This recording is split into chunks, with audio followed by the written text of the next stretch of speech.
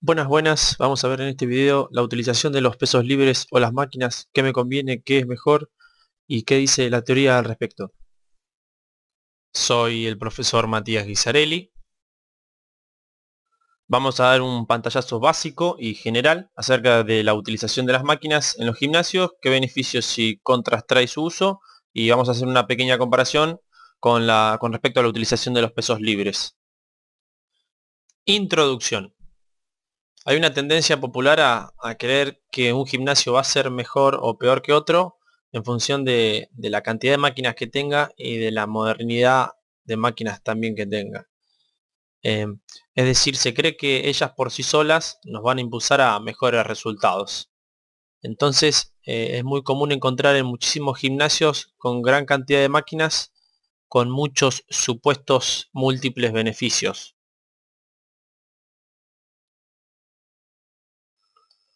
Antes de entrar en detalle, hago una pequeña aclaración. Yo no estoy en contra de la utilización de máquinas, ni mi idea es generar ninguna discordia ni nada por el estilo.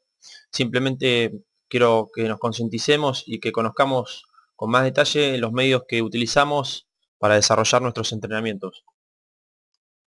Hoy por hoy, tanto en el mercado como en los gimnasios, existen muchos tipos de máquinas y gran variedad de ellas.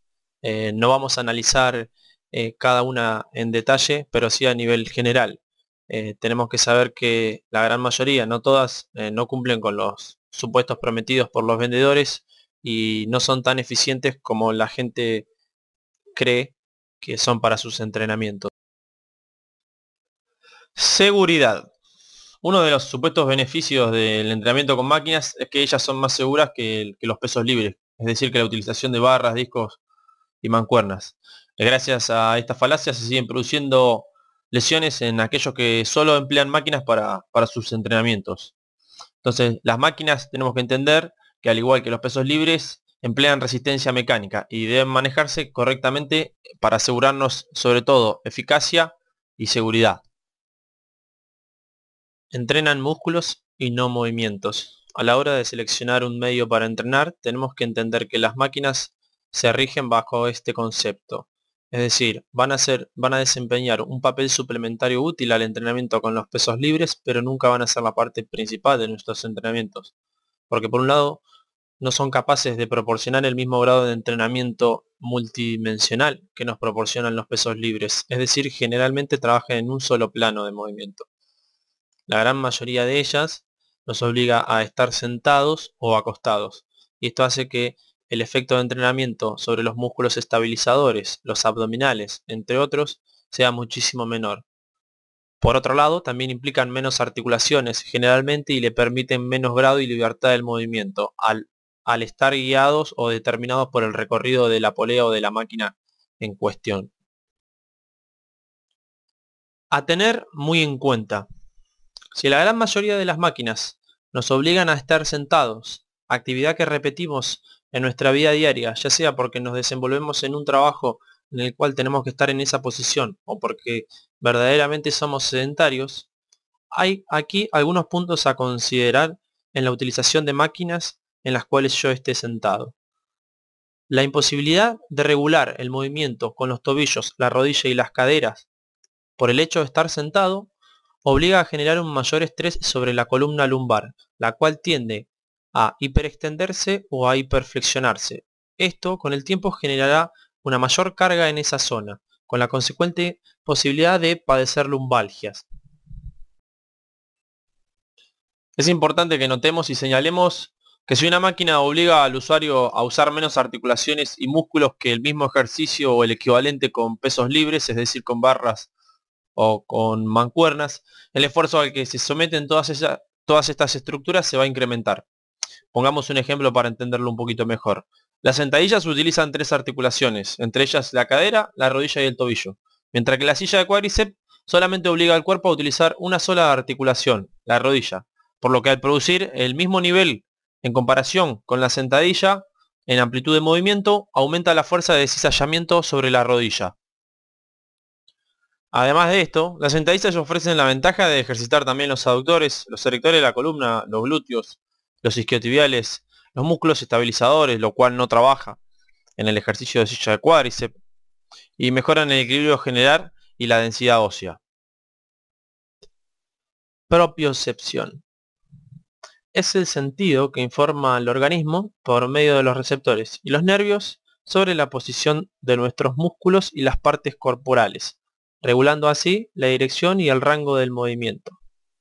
Tenemos que entender que el entrenamiento con las máquinas a nivel propioceptivo no es para nada eficaz, ya que la información que le proporciona a nuestro organismo es muchísimo menor que la información que nos proporciona un trabajo con pesos libres.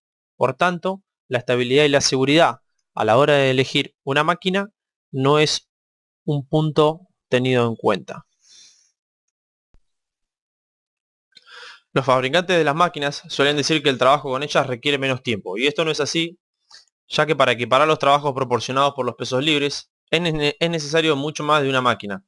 Por ejemplo, para rivalizar el efecto de las sentadillas se requieren al menos 4 máquinas. Otra de las desventajas es que son muchas más, una máquina en comparación a un peso libre es mucho más caro, y por otro lado no tienen en cuenta la diversidad de la población. Es decir, están hechas para un público estándar, con una medida y un peso estándar. Salen a veces no existen a veces regulaciones dentro de la máquina que salgan de los márgenes o de los estándares proporcionados por los fabricantes.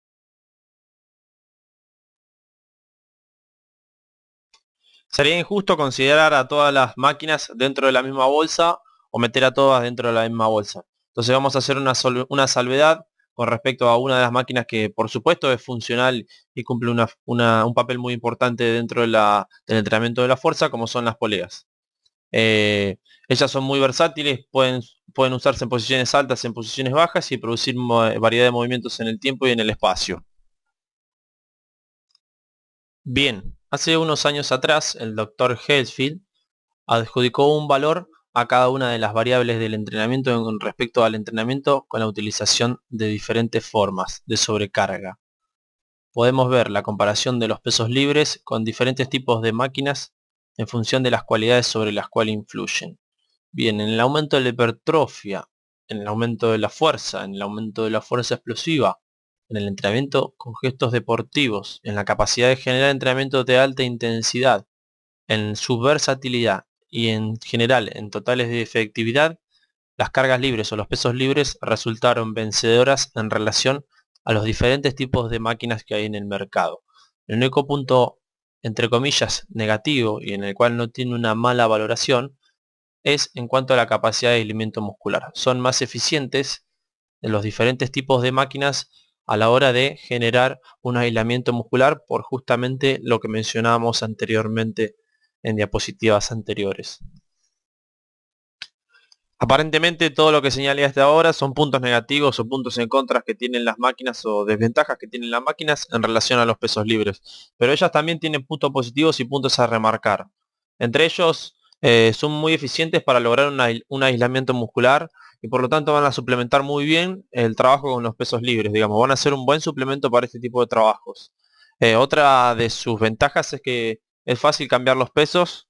Generalmente es sencillo, se maneja por lingotes o tablillas y también observamos que requieren menos coordinación, es decir, el alumno que inicia en el gimnasio quizá le resulta más fácil ejecutar un solo movimiento en el cual no tiene que tener tan en cuenta otros factores como ejercicios multiarticulares en los cuales trabajamos con pesos libres. También son valiosas en estadios iniciales de rehabilitación, entre otras cosas.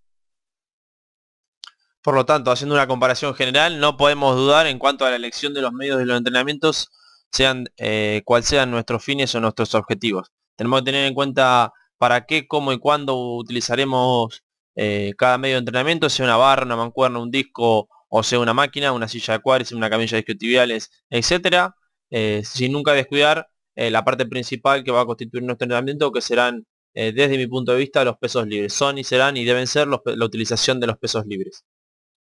A modo de conclusión, podemos decir que los gimnasios hoy por hoy están llenos de máquinas, que la gente se ve atraída por ellas, que creen que va a potenciar sus entrenamientos, que inclusive los instructores que están a cargo desconocen su verdadera utilidad y su verdadero lugar en el momento del entrenamiento.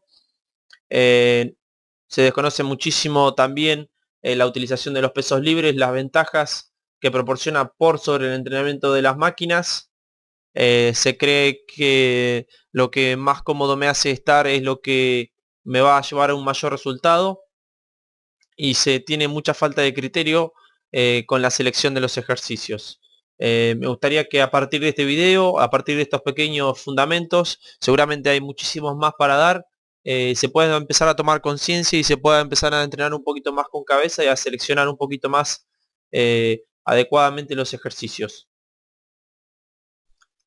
Nuevamente les agradezco muchísimo su atención. Para mí es muy importante el apoyo, que comenten, que sugieran, que pongan me gusta si el video les gustó, que lo compartan. Desde ya muchísimas gracias por el tiempo y les mando un fuerte